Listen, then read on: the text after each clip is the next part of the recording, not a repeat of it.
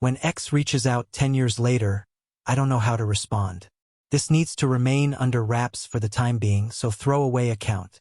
I'm 32 years old, and I've been dating my current girlfriend, Michelle, for the past 4 years. There were no intentions to get married, and I forgive her for the one time she cheated on me due to an inebriated error. We practically live together and are close friends. We do everything together. With the exception of that one cheating incident, we have lived a quite decent existence with no serious problems. Though I do, she has no desire for marriage or children. She's been saying no a lot lately. Nicole, my 32-year-old ex, got in touch with me because of a commitment we had made back when we split up. We would make plans to be together even if none of us gets married by the age of 32. A little about her and me. We were friends in elementary school, began dating in middle school, and dated all through high school. Both she and I, though at different ends of the nation, were accepted to our dream colleges. For her, Virginia Tech, and for me, Stanford. After 2 years of long-term dating, we decided to let go and be more connected to each other. Possibly even closer, if that was ever going to happen. We decided to end communication at that point in order to move on from one another.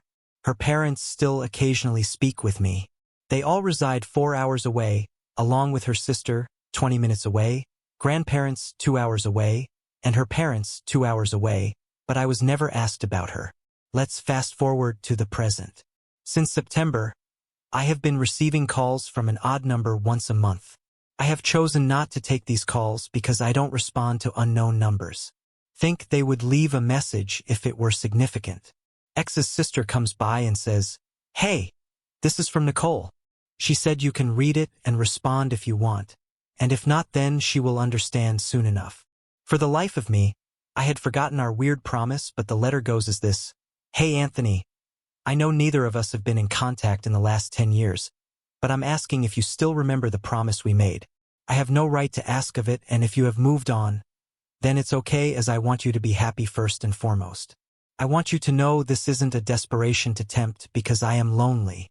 My sister was quite keen on giving that as the probable reason as to why I've been feeling this way, and why I am bringing up that old promise.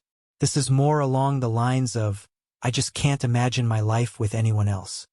Yes, have been on many dates and had one relationship that lasted over a year, but there was always this lack feeling in me that, well, in all honesty, they weren't you. You're the guy I knew instantly when we were young that I would want to be with forever. The guy who made me smile, that I could wake up next to and was genuinely happy knowing that we were together. In my mind, you, Anthony, have been my only want and desire. That day we decided to try and move on because of the distance, I won't lie. Took me about a year to realize how stupid that was. It was mutual, but my feelings are that I pushed you towards it. I honestly feel like the first suggestion of giving time to each other to finish school and not have to try and coordinate our lives was the stupidest mistake I could ever have done. Anthony, you are my soulmate, my love, my life, and that is why what comes next I say with all fear aside. I am ready to leave everything and find a new job to move back to Candyland and be with you. I'm fully prepared to do this if you even think there can be a chance of us again. I love you, and nobody else will ever take the place you have in my heart. I talked to my parents and friends, they are in full support of this also.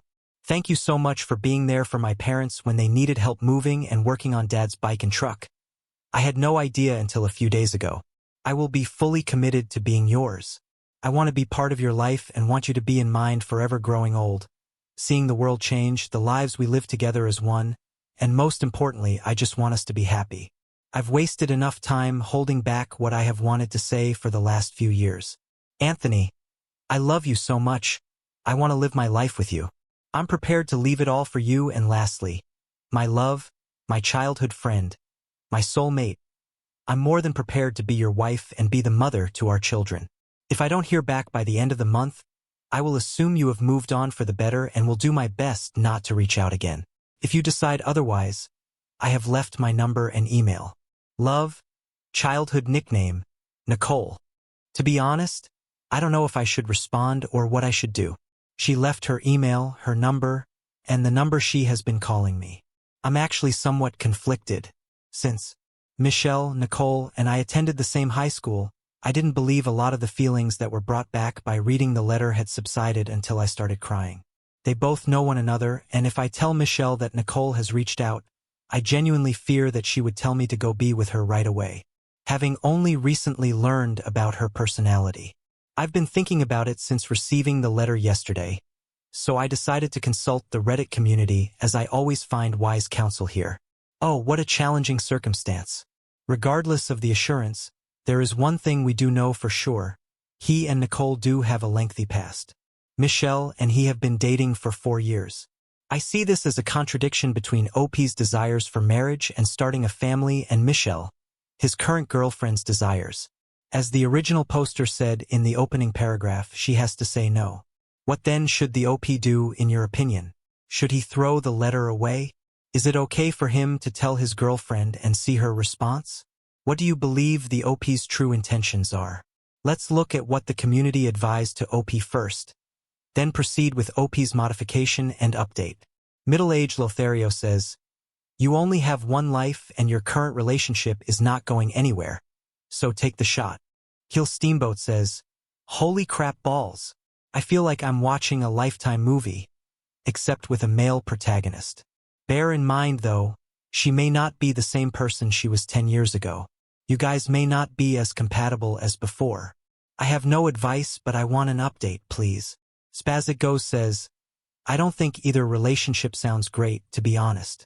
Current girlfriend wants totally opposite things than you. Ex-girlfriend trying desperately to get back in your life and involving her family as well. Hasn't been able to maintain any relationship over 1 year during the past 12. Much. And while it's normal to still have warm feelings for, and possibly love, your first love, her level of dedication at this moment is almost alarming. When is the last time you saw her? Spoke to her? Yet she wants to relocate for you right now. While current relationship seems doomed, I wouldn't end it specifically for the ex, and I also wouldn't rush into anything. If you do end it, if she's also 32, both she and family could be panicking that she's aging out of her childbearing years and has no studied long-term prospects. Also, if you knew her family well, wouldn't they all know you've had a girlfriend for 4 years? Seems very suspicious they wouldn't respect that relationship.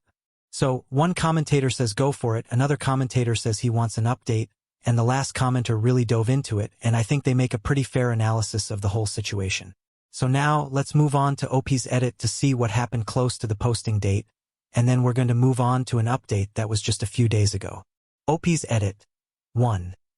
9:58 p.m. Pacific Standard Time, June 18th. Lots of great advice. Tomorrow, Michelle and I are going on a hike, so I'm going to bring up what I want and need out of a relationship to be happy. We'll update tomorrow. I'll edit 2:15 p.m., 19th of June. I talked to my current girlfriend first. We had a big talk that was the last 6 hours we were hiking about what we are both wanting in the future. She made it clear that kids and adoption are out of her plan and suggested that we should just be friends if that's what I truly want in the future. I told her I would still be friends with her no matter what since all the things we do together. And she laughed and said, "No kids. And I keep my best friend who loves the same things I do. Gating. It's all good. Rather, we both be happy in the long run. Don't feel too bad or think this was a mistake." We then talked about the letter from my ex, and she pretty much said Nicole sounds crazy, but if it's something I want to pursue because of the history we had, then she has no ill feelings of me going that route. Also said if it doesn't work out, then I can always go back to plan no kids and freedom. Thanked me for bringing it up. Then, in her typical fashion, joked about me going to be blue-balled for a while. Rest of the hype was pretty much as talking like we normally do, then debating lunch when we got to the trailhead. I asked if she wanted any alone time or not. She said no, and that she eventually thought this would happen as we got older. Asked me if we can still do the friend stuff until something else happens in our life, and I told her yes, of course. She said no harm in that then, and that was that. We're at the mall for her girls' lunch, and I'm sitting at the table like a weirdo. Yeah, until I call the ex and see what she is like. That is it for now. So this is the post from mid-June 2019 with all of its edits. And if you want to know how this story continues and what OP did, well then, stick with me because the update's coming up now. Good evening, Redditors. A while back, 2019, I posted here in relationship advice about an ex that reached out after a decade recently. I was messaged by a few different people asking for an update, whether you three had been refreshing the page since then or it's just randomly showed up in your searches. I want to post up the conclusion of what happened, what is still happening, and the journey since the post was made. After Michelle and I ended our relationship, kinda nothing changed aside from living together and sex. Nicole and I started to make plans for when she came out here for her grandma's birthday, talking on the phone a lot, emails back and forth. We decided on waiting to video chat or send pictures to one another since it wasn't too far off when she would be visiting, and we thought it would be a good surprise. The initial hello was awkward as hell when she got out of the terminal. I recognized her right off the bat and was amazed that she pretty much looked exactly the same as when I last remembered. I had seen pictures at her sister's and parents', but I was floored on how much she hadn't changed in the last 10 years. Getting into the car, we kinda just stared at one another for a minute, and she started off with, "Well, if you don't drive anywhere, people are gonna start honking. Smart guy." That started our week-long catching-up journey. We first went to go get some food and decided on pizza. Oh yeah, and it was pretty easy going from that moment on. We shared stories of what life has been like, showed off scars, looked at each other's trips and vacations, shared each other's hobbies. She asked about our old group of friends and who's still around, etc. That first meeting changed everything in life for us both.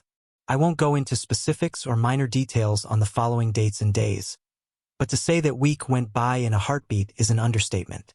When it was time for Grandma's birthday, it was like old times again. The family was easy to be around.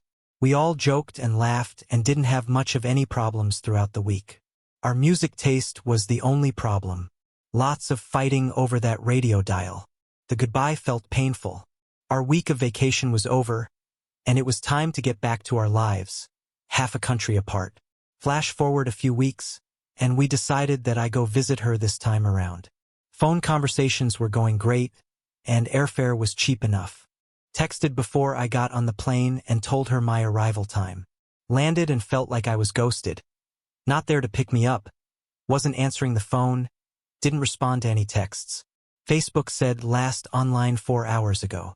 I started to feel like maybe this was some joke on my behalf and was worried. About 45 minutes go by, and I'm walking towards a hotel when the phone rings, and I found out she was so antsy about me coming that she spent the night awake, and upon hearing I was on the way promptly passed out hard.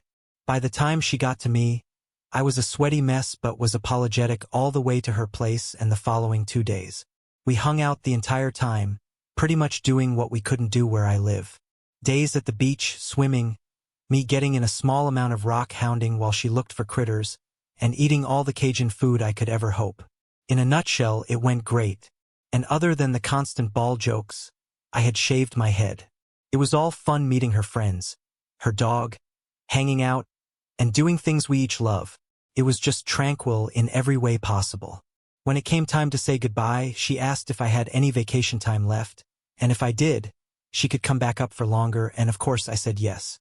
For months go by of back and forth traveling on weekends, always on the phone, and by that point I feel like it's time. I asked her if she wants to move in with me, immediately said yes, and we made our last vacation week into a road trip to bring her up to where I live. Our dogs got along, and she was able to transfer to a new department based pretty close to where we lived. It was a dream coming true, and it too went by so fast that honestly, it feels like it was yesterday. She actually asked me to marry her a few months later, and I of course said yes. She had glow-in-the-dark rocks set up to ask me in our yard when we went up to the deck to watch the stars. I feel like I'm going on a rant here, so much for not every detail, right? Well, it's been close to a couple of years now since everything started. We have a beautiful daughter together, Ariana, adopted. We had issues. She wouldn't be able to give birth. Our dogs are jerks and doofuses. Michelle and Nicole have met, and we are all friends again. They actually hang out a lot together.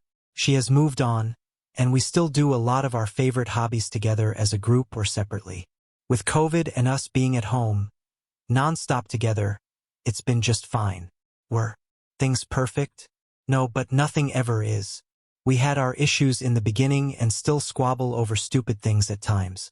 To everyone that was part of the initial journey, I hope you've enjoyed this follow-up. This was the best decision, and my only regret is that we didn't reconcile our relationship earlier. This went by in a flash, and honestly, I can't wait to see what the future holds for us. Each day is refreshing, and a smile rarely leaves my face. I get to spend my life with not only my first love and childhood friend, but also with great friends and family that are always there for us both. What a wholesome story and a refreshing change of pace for the channel, I might say. I mean, I usually post stories that have a little bit more drama, but this one was just wholesome, right? I mean, what do you guys think? Everybody here acted like an adult. No bitterness or hard feelings or pettiness or weird squabbles or anything of this sort. When OP brought up his concerns about being married and having family, his ex Michelle said, "You know what? That's not what I want, but we can still be friends." Doki said, "Fine." And that's actually what happened. That was awesome. OP and Nicole didn't rush into things right away, and they took their time, and eventually they got married, and now they have a kid, and they're living life, and everybody's friendly with each other. I think that's fantastic. So what do you guys think? Let me know in the comments section. And it's that time that we've reached the end of the video. I really hope you liked it. If you did, please go ahead and give it a like because it really helps this channel out when you do that. And also, I want to encourage you guys to join the community by clicking that subscribe button. And also, don't forget to go to the video description where you'll find the links to all our social media, particularly our Discord server. That community has been growing so much. It is fantastic. So many cool people have joined us in the past few days, a lot of artists that share their art, a lot of people that engage and like to talk about the videos. It's awesome. So here's a huge shout out to everybody that's joined the community and everybody that's shared what they love. And finally, once again, I'd like to thank you all for taking the time to watch this video.